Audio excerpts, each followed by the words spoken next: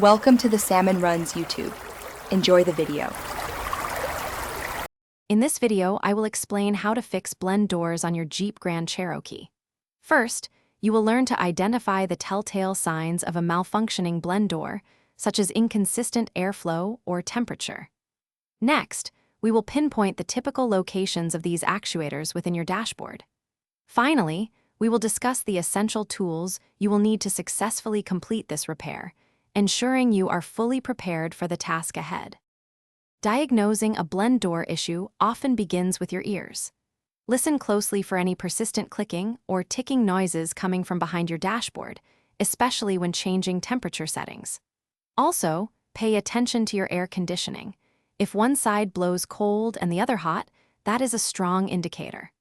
Running a diagnostic scan can also reveal specific error codes related to the blend door actuators, confirming the problem.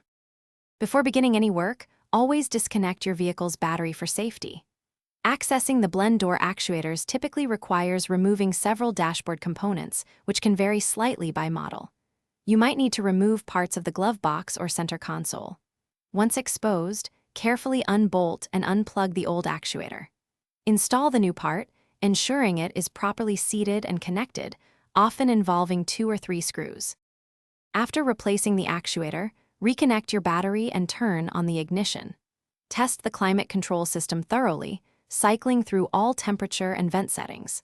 Confirm that air flows correctly and at the desired temperature from every vent.